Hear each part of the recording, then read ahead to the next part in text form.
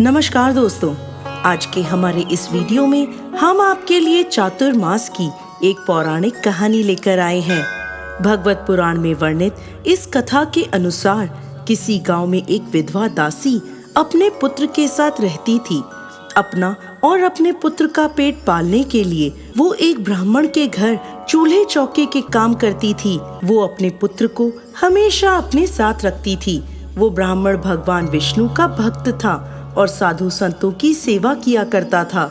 एक समय की बात है, कुछ साधु संत ब्राह्मण के निवास पर पहुँचे और ब्राह्मण से बोले, वर्षा काल का समय शुरू हो गया है। इन 4 महीनों में हम तुम्हारे घर रहकर चातुर्मास व्रत करना चाहते हैं। क्या तुम हमारे भोजन पानी की व्यवस्था कर दोगे? ये सुनकर ब्राह्मण बहुत प्रसन्न हुआ और बोला, प्रभु, ये तो सौभाग्य की बात है कि मुझे आपकी सेवा करने का अवसर प्राप्त हुआ। वो साधु उस ब्राह्मण के घर में रहकर चातुर्मास व्रत करने लगे। वो विधवा दासी उन साधुओं के लिए भोजन बनाती, चौका बर्तन करती और उसका पुत्र उन संतों के अन्य कार्य करने के लिए उनकी सेवा में सदा उपस्थित रहता।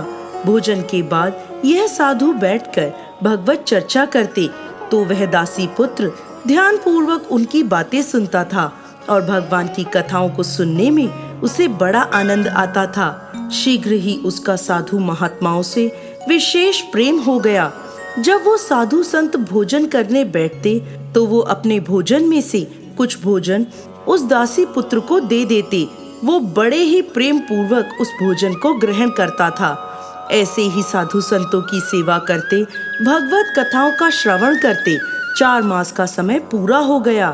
चातुर्मास पूरा होने पर संतों ने ब्राह्मण का धन्यवाद करते हुए वहां से चलने का निर्णय लिया। जैसे ही वो वहां से चलने लगे तो वो दासी पुत्र रोने लगा और उनके साथ जाने की जिद करने लगा।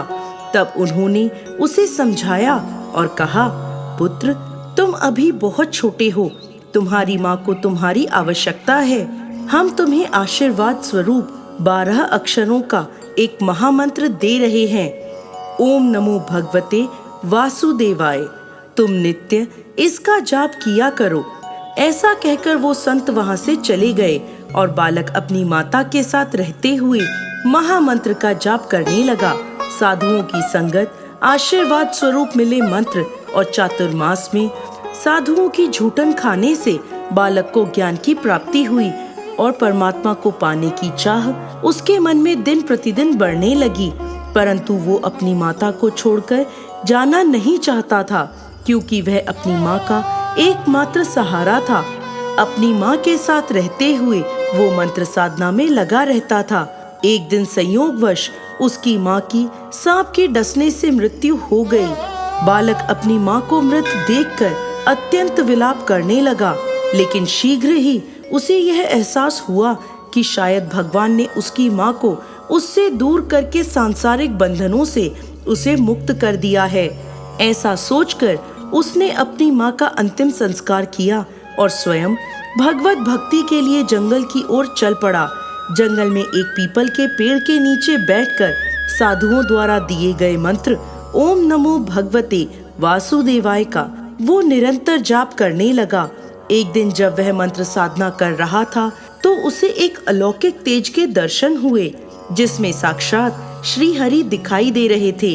उन्होंने उस बालक को आशीर्वाद दिया कि मेरे प्रिय चातुर्मास में तुमने साधु संतों की सेवा करी, निरंतर मेरा जप करा। मैं तुमसे बहुत प्रसन्न हूँ, जो इच्छा हो मुझसे मांग लो। बालक बोला, हे श्री हरि, मैं आशीर्वाद चाहता हूँ कि आपके इस अलौकिक तेज के दर्शन मैं हमेशा करता रहूं। मेरी आंखों के आगे से आपका यह रूप कभी भी ओझल ना हो। मैं जब चाहूं आपके पास आ जाऊं, मुझे कोई रोक ना सके। तब भगवान श्री हरि विष्णु बोले, हे पुत्र, तू इसी तरह मेरी भक्ति में लगा रह, मेरा नाम जप करता रह, मेरा सुमिरन कर। जब तेरा दूसरा जन्म होगा उस समय तुम मेरे दर्शन सदैव करोगे। जब चाहोगे मुझे देख पाओगे। मेरे आशीर्वाद से तुम्हें अपने इस जन्म का स्मरण बना रहेगा। ऐसा कहकर भगवान श्री हरि अंतर्ध्यान हो गए और वह बालक प्रभु भक्ति में लग गया। प्रभु भजन करता हुआ वो दिन रात अपने देह से छुटकारा पाने और अगले जन्म में भगवान को पाने के बारे में सोचता रहा। इस प्रकार की इच्छा करते हुए श्री हरि की कृपा से बालक की मृत्यु हो गई और अगले जन्म में दक्ष प्रजापति के अंगूठे से उत्पन्न होकर उसने नारद मुनि का जन्म पाया। प्रभु कृपा से उन्हें अपने पूर्व जन्म का स्मरण बना रहा। संतों की चतुर्मास में करी गई सेवा और प्रभु भक्ति से उस बालक ने नारद मुनि का जन्म प्राप्त कर हर पल प्रभु का दर्शन करने का सौभाग्य प्राप्त किया।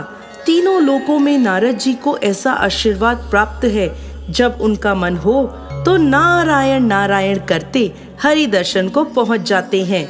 इस प्रकार दोस्तों, चातुर्मास में साधु संतों की सेवा करने के प्रभाव से एक साधारण बालक को ब्रह्मा जी का पुत्र होने का सौभाग्य प्राप्त हुआ। जय श्री हरि विष्णु।